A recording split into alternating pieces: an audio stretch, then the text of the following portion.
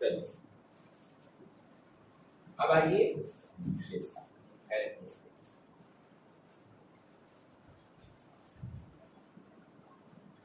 विशेषता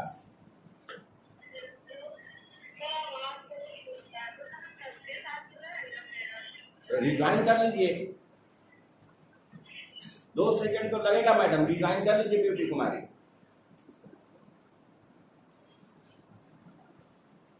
चलिए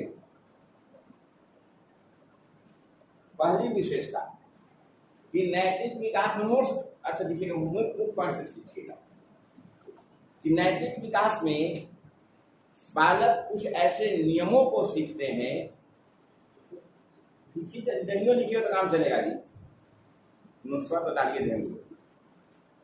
कुछ वैसे नियमों को सीखते हैं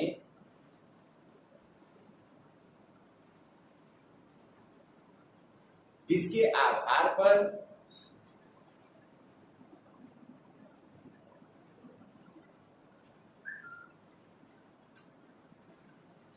सही और गलत व्यवहार में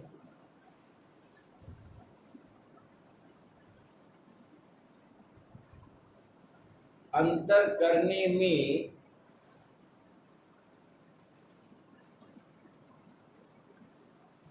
मदद मिलती है।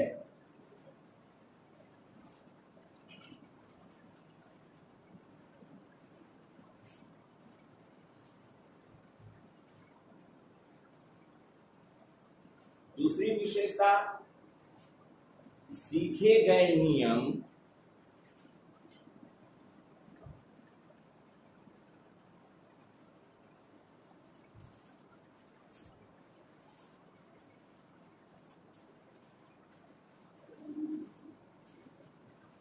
व्यक्ति के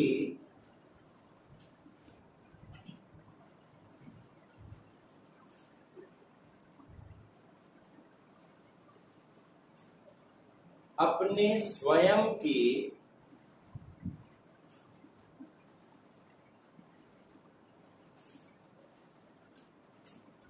व्यवहार को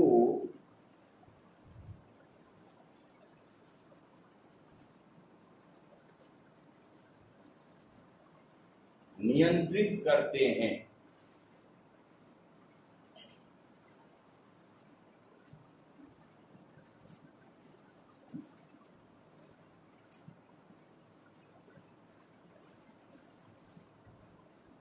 अगली विशेषता, उम्र बढ़ने के साथ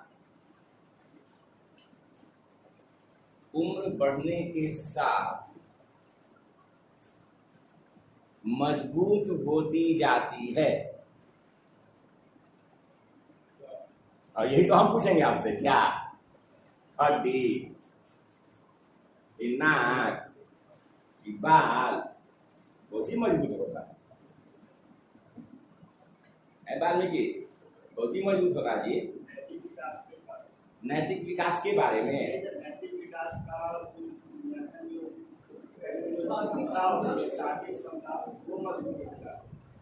क्या होगा रंजन?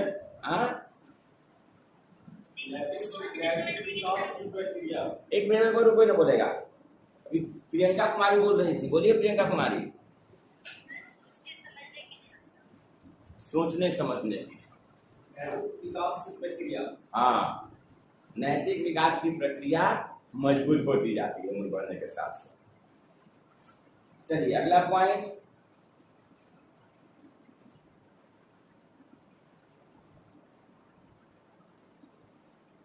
नैतिक व्यवहार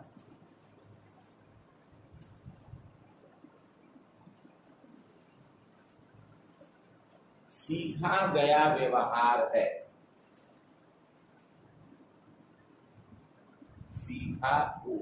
सीखा गया व्यवहार है।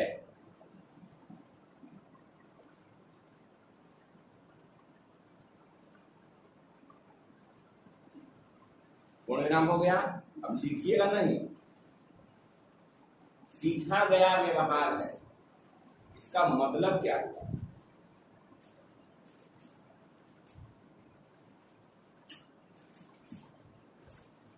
रंजन, सीखा गया व्यवहार, इसका मतलब कि वो इन्वॉल्व नहीं होता, जन्म से नैतिकता की समझ नहीं होती। बस कहाँ सीखते हैं? समाज से सीखते हैं।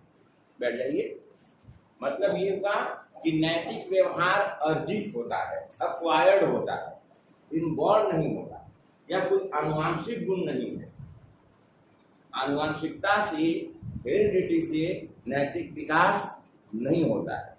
वरना अगर ऐसा होता तो चोर का बेटा पीढ़ी दर पीढ़ी चोरे होता, लेकिन चोर के घर में कभी साधु पैदा हुए, इतिहास इस बात का गवाह है ना जी?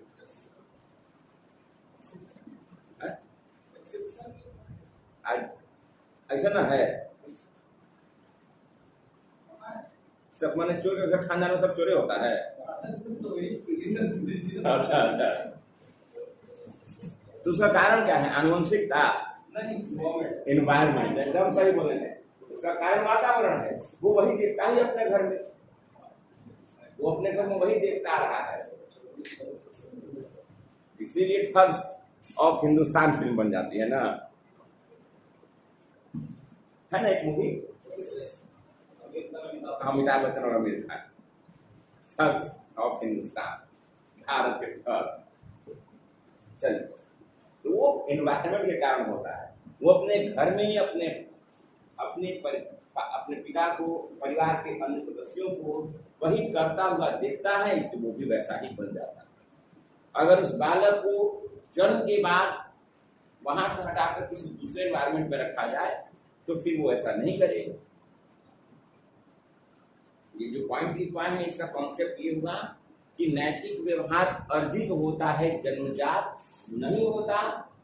तात्पर्य कि हम सभी अपने परिवार से, अपने पास पड़ोस से, अपने आसपास के एनवायरमेंट से, वातावरण से नैतिक व्यवहार सीखते। अगला पॉइंट,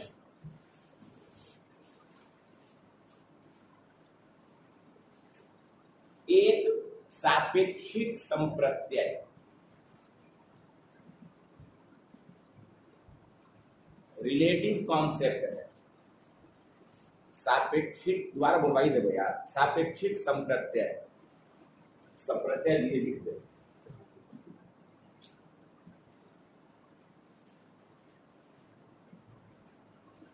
कॉन्सेप्ट की हिंदी है संप्रत्यय। एक सापेक्षिक संप्रत्यय है रिलेटिव कॉन्सेप्ट। ज्योति आदर्शी, सापेक्षिक का मतलब क्या हुआ?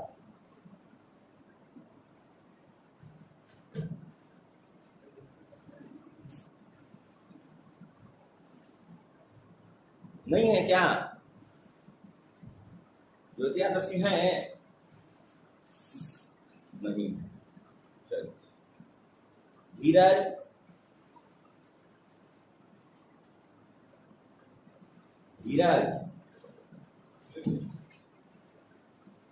जाकिर हुसैन, सब लोग महटिया दिया है। क्या लिखे रहो? इतना पूछा लो कि सब ना सुना रहा, फिर सब बोलिए, सब दिखाया ठीक है। हाँ साकिर, अरे बोलिए, आपको ना बोलना है जी, हम तो प्रश्न बोलिए दिए, आवाज नहीं आती।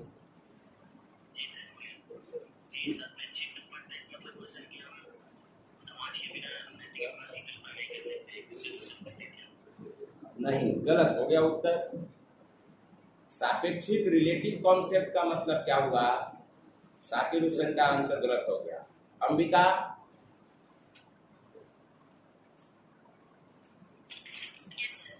बताइए।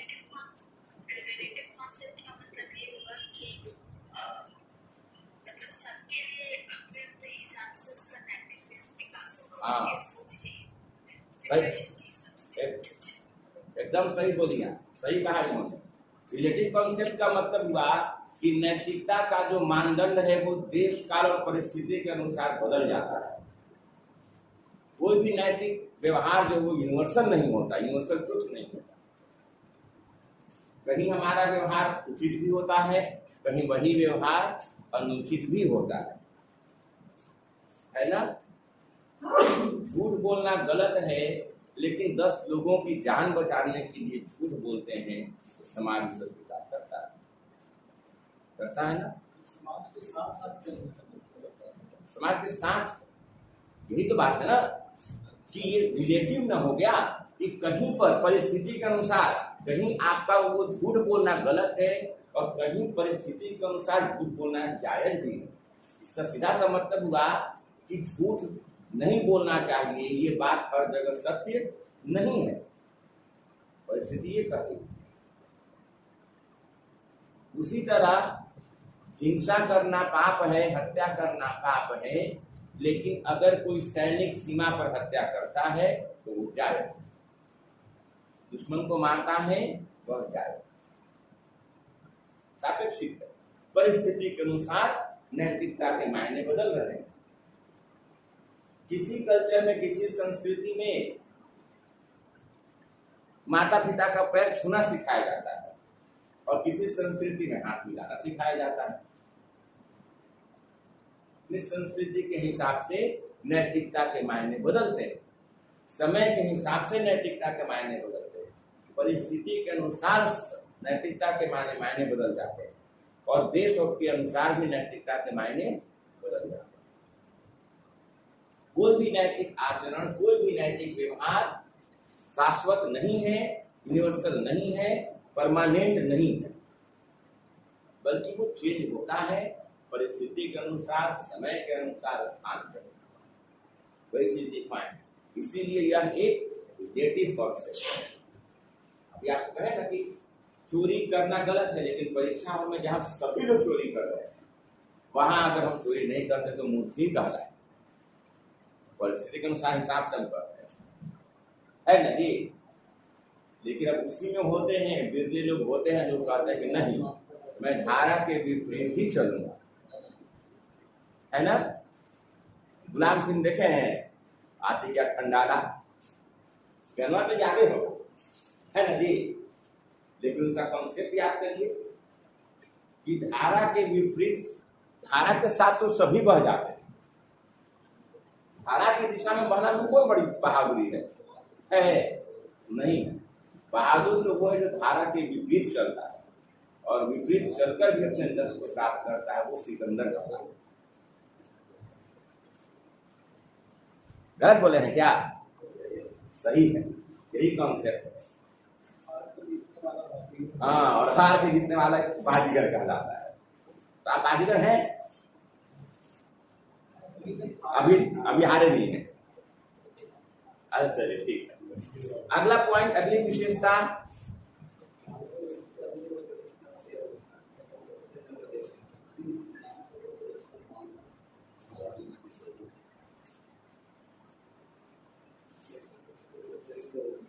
अगली विशेषता लिखिएगा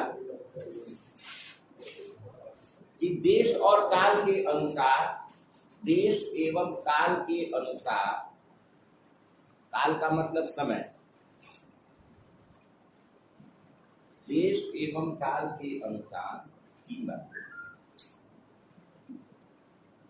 नैतिक एवं अनैतिक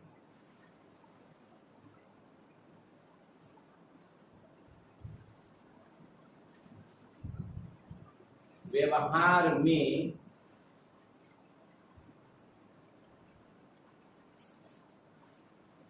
अंतर दिखाई देता है।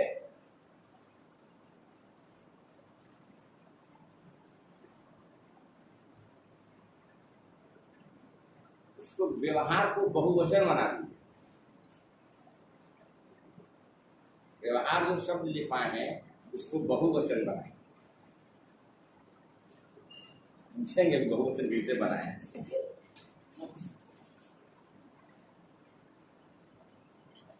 आपका नाम भूल गए, फिर से बताइए। हाँ, प्रशांत। कल 3-4 दिन से पहले याद नहीं रहता। बहुवचन बना दिए प्रशांत। व्यवहार को बहुवचन बना है, कैसे, क्या लिखे उसको, क्या बना दिए? व्यवहारिक। अच्छा, बहुवचन है, वो एडजेक्टिव बन गया। देखिए गड़बड़ है भैया, बहुवचन बनाना है। सुकून व्यवहारों, व्यवहार था एक, व्यवहारों बना देंगे तो बहुवचन हो जाएगा, व्यवहारिक नहीं। सुधार दीजिए, व्यवहारों कर दीजिए। चलिए अगली विशेषता,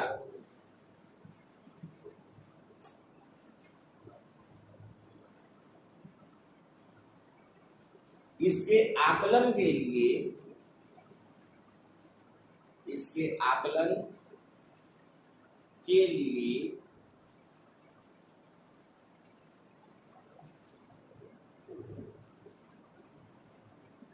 किसी सार्वभौमिक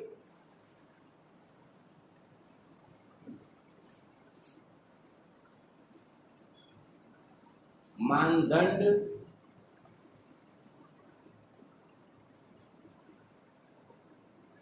की स्थापना करना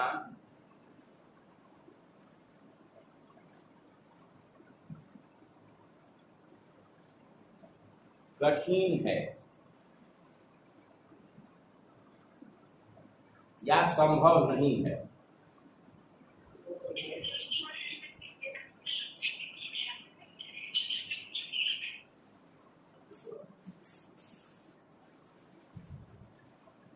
बोले कि नैतिक, इसके आकलन के लिए किसी सार्वभौमिक नैतिक मानदंड की स्थापना करना संभव नहीं है।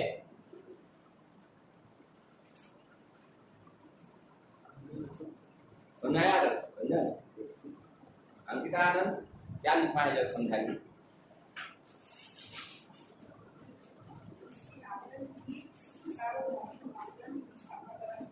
इंग्लिश बोलते हैं, असेसमेंट या इवैल्यूएशन। कोई आप पर्टिकुलर यूनिवर्सल कोई लॉ या फिर समथिंग ऐसे सारे लोग लागू नहीं कर सकते। अच्छा ठीक है, बैठ जाइए। चलिए थोड़ा सा यहाँ पर एक या फिर प्यारी सहेली है ना, क्यों वो आपकी प्यारी सहेली क्यों, बेस्ट फ्रेंड वो क्यों? अरे बताइए, ऐसे कोई कैसे बेस्ट फ्रेंड बन जाता है जी? रोड चल करके को बेस्ट फ्रेंड बना लेते हैं, होता है क्या? नहीं होता है। इसका मतलब बेस्ट फ्रेंड का कोई क्राइटेरिया जरूर होगा आपके पास। बेस्ट किसको कहेंगे हम, उसका एक क्राइटेरिया है। सबको बेस्ट उसको नहीं कहते होंगे। मित्र तो आपके जीवन में हजारों लोग बन चुके हैं, आप होंगे आप सारा लोग, सभी लोग बेस्ट नहीं है। आप बेस्ट उसी को कहते हैं जो आपकी उम्मीदों पर खरा उतरता है। मतलब बेस्ट कहलाने का एक क्राइटेरिया, उस क्राइटेरिया पर जो फिट बैठेगा वो बेस्ट फ्रेंड कहलाएगा, और जो उस क्राइटेरिया पर फिट नहीं बैठेगा वो बेस्ट फ्रेंड कहलाएगा। हाँ, वह का अंतर है भैया, है ना जी? स्पेलिंग बताइएगा तो बेस्ट की स्पेलिंग और बेस्ट की स्पेलिंग, इसको बेस्ट कहते हैं कि बेस्ट करते हैं?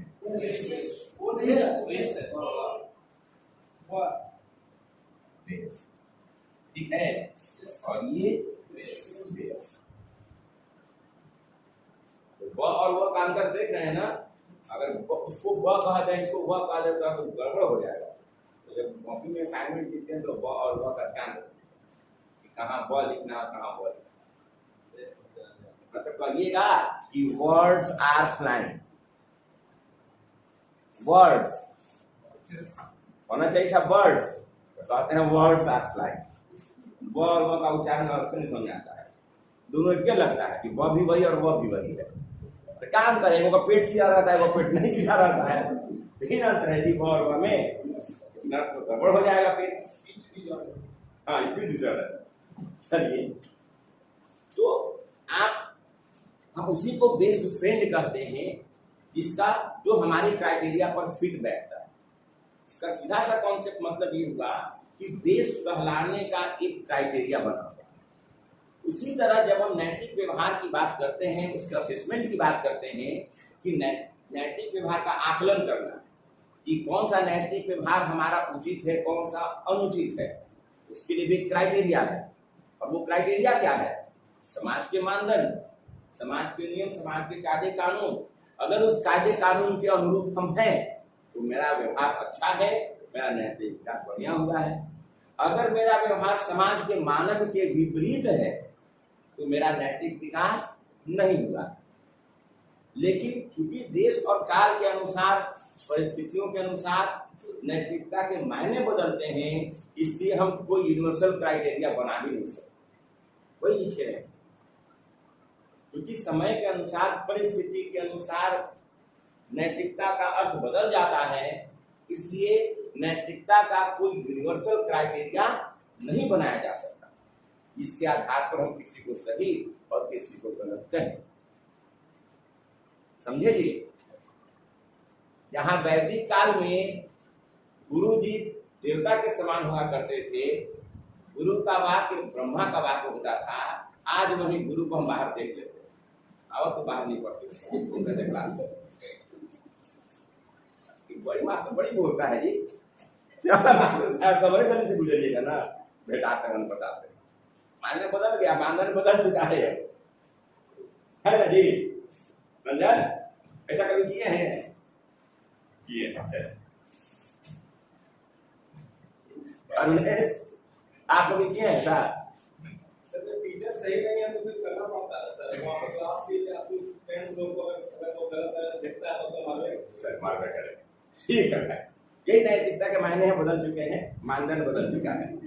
चलिए, इसलिए यूनिवर्सल क्राइटेरिया नहीं बन सकता सर। हाँ ठीक। और वर्ड्स आर फ्लाइंग है ना, गलत नहीं, वो भी सही। अगर आप बोलते हैं words are flying out in my mind तो वो सही नहीं है। अब इन माय माइंड ऐड किए तब ना, इन माय माइंड ऐड कर दिए तब वो सही हो गया। इन द स्काई कर देंगे तब गलत हो गया। चलिए आदि सार्वभौमिक का मतलब होता, अंग्रेजी है यूनिवर्सल, और यूनिवर्सल या सार्वभौमिक का मतलब होता है जो दुनिया के सभी हिस्से में मान्य हो, सभी जगह सत्य हो, जो सभी जगह मान्य हो, एक्सेप्टेबल, वो सार्वभौमिक कहलाता है। जैसे कहा जाता है कि परिवर्तन ही संसार का नियम है, परिवर्तन जो है ये सार्वभौमिक, मतलब इस धरती का कोई हिस्सा नहीं है, ऐसा नहीं है जहां समय के साथ परिवर्तन न हुआ, चाहे वो ज्योग्राफिकल हो या फिर मानव की रहन सहन का तरीका हो। चेंज हर जगह दिखाई देता है। इस पृथ्वी पर भी परिवर्तन हुआ समय के साथ, तो आज 7 महादेश दिखाई देते हैं ना जी। ज्योग्राफी में कॉन्सेप्ट है प्लेट टेक्टोनिक थियरी, पढ़े होंगे शायद आप, कि पृथ्वी जो है वो उसको प्लेट के समान है, थाली के समान है। पृथ्वी के अंदर की जो परत है ना, वो थाली के समान है, एक दूसरे के ऊपर लेयर है, और इसके बीच अट्रैक्शन फोर्स, रिपल्सन फोर्स काम करता है। आकर्षण बल और विकर्षण बल पृथ्वी के अंदर काम करता है। उसके कारण क्या होगा, प्लेट आगे पीछे सरकते गया, सरकते गया, सरकते गया, तो 7 महादेश दिखाई देते हैं। अगर विश्वास नहीं होता है तो आप ग्लोब लीजिएगा, सबको काट लीजिएगा, जहां जैसे मैप है ना, 7 महादेश को सबको काटिएगा अगर सही तरीके से, और सबको फिट करिएगा, एक दूसरे में बैठ जाएगा, घाट उसका बैठ जाएगा, सारा सेट हो जाएगा, दूसरे से पूरा गोल बन जाएगा, एक स्थान पर सारा महादेश हो जाएगा। जो 7 महादेश अलग अलग दिखाई देते हैं, वो आपस में जुड़ कर एक प्लेन सरफेस बना देते। समय के साथ परिवर्तन, ये और बात है कि परिवर्तन इतनी धीमी गति से हुआ कि हमें एहसास ही नहीं हुआ, और करोड़ों वर्ष लग गए, लेकिन परिवर्तन होता है। तो अब जब समय के साथ परिवर्तन न हो या सभी जगह सत्य हो जाए, उसी को हम कहेंगे सार्वभौम। समझी प्रियंका कुमारी? और अगर परिवर्तन हो गया तो फिर वो सार्वभौमिक नहीं कहलाता, उसको यूनिवर्सल हम नहीं करें।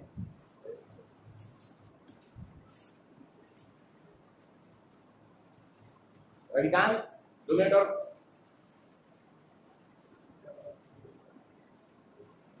2 मिनट सोचता लीजिए। चलिए अगला पॉइंट,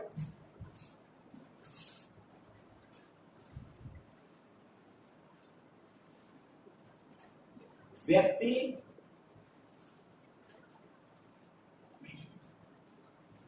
जिस समुदाय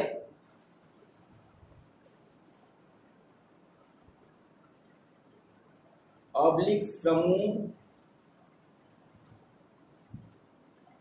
ऑब्लिक समाज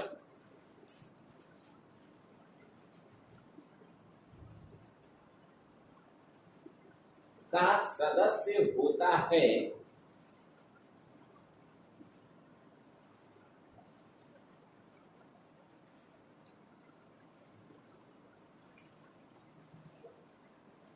वह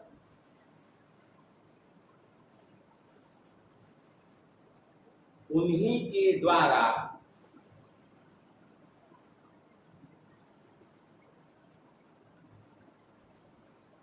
निर्धारित नियमों के अनुकूल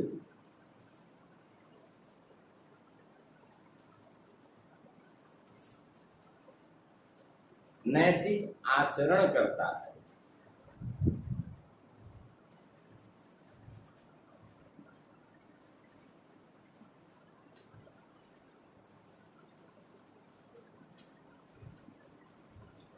इसलिए कोई दिक्कत तो नहीं इसमें कि जिस हम अगर भारतीय संस्कृति में पले बढ़े हैं तो हमारे लिए नैतिकता, हम उसकी वही के नियमों का पालन करेंगे। अगर हम पंजाब की संस्कृति में पले बढ़े हैं तो वहां के नैतिक आचरण को मानते हैं। बिहारी संस्कृति में पले बढ़े हैं तो सार्वजनिक संपत्ति अपनी है, सब घर उठा कर ले आते हैं। सर रोड बनाने के लिए क्या गिरता है, सब रात रात धोआ जाता है, घर घर पहुंच जाता है। इकड़ा सर मिट्टी भी उठा के लोग ले जाते हैं। बिहार में नहीं होता है। अरे गाँव देहात में हम बहुत देखे हैं। और जगह भी होता है, बिहार में होता है, लेकिन और जगह भी होता हुआ ऐसा तो आपने। हम ये भी नोटिस किए हैं कि यहाँ पर हम बड़ी नियम तोड़ने में कोई देर न लगाते हैं, जेल में वही हम ही चल जाते हैं। जब दिल्ली या मुंबई में तुरंत सुधर जाते हैं। ये वही परिस्थिति के कारण है। बिल्कुल यही हम यहाँ पर कौन हमको बोल देगा जी, जैसे मन बीच में गाड़ी खड़ा करेंगे बिना जा देखते का होगा। और भाई हम चल रहे दिल्ली और मुंबई में तो बिना पहले क्यों किनारे चलेंगे, हमें तो कोई शरीफ दिखबे न करेगा। ये समुदाय का असर है, परिस्थिति का असर है। तुरंत मायने बदल जाता है, व्यवहार बदल जाता है और सिखाने की जरूरत तो न पड़ती है। चलिए अगला पॉइंट, कुछ ऐसे नैतिक व्यवहार भी हैं, कुछ ऐसे नैतिक व्यवहार भी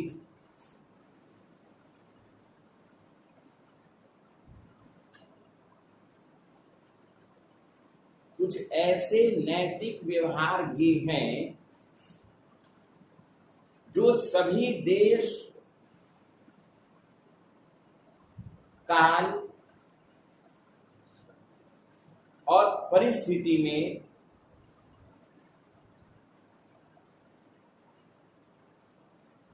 सत्य या उचित माने जाते हैं।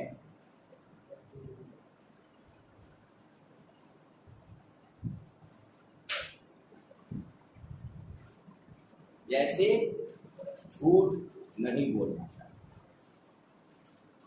जीव हत्या नहीं करनी चाहिए, दूसरे को तकलीफ नहीं पहुंचाना चाहिए। ये कुछ ऐसे सत्य हैं जो सभी देश, सभी काल, सभी परिस्थितियों में हमेशा से सत्य रहे। और ऐसे आचरण, ऐसे सत्य, ऐसे नियमों को ही सनातन मूल्य कहा जाता है।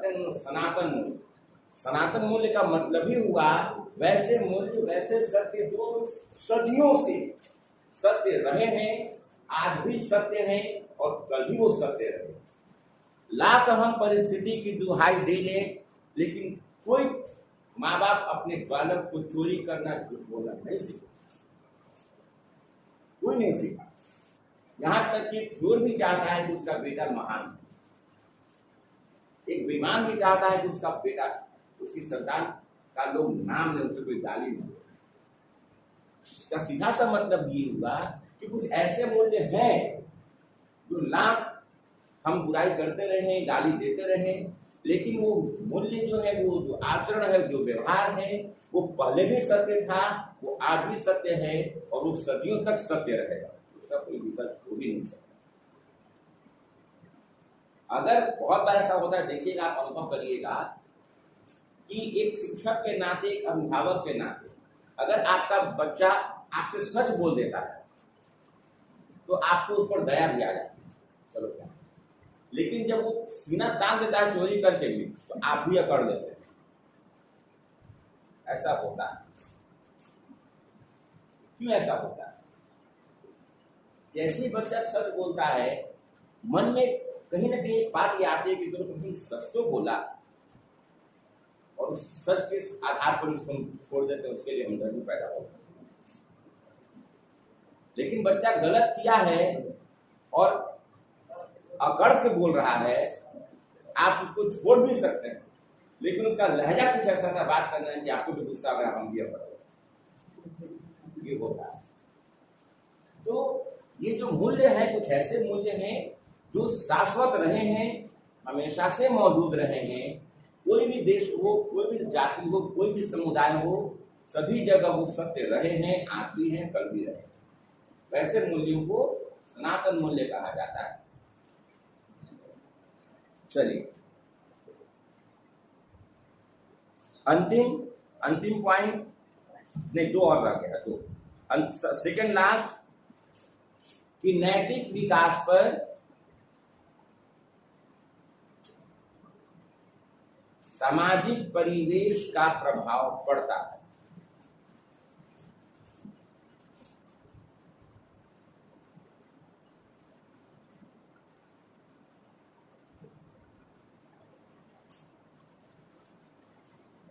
और अंतिम पॉइंट,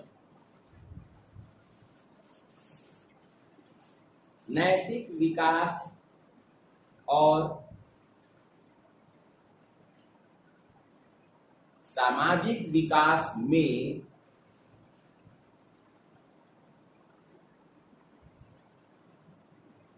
घनिष्ठ संबंध है। There is a strong relationship between moral development and social development. छूट गया? क्या लिखे, पढ़िए। नैतिक विकास और सामाजिक विकास में घनिष्ठ संबंध। हाँ, ठीक है, ये होगा नैतिक विकास की विशेषता। अब कल पढ़ेंगे नैतिक विकास की प्रक्रिया। नैतिक विकास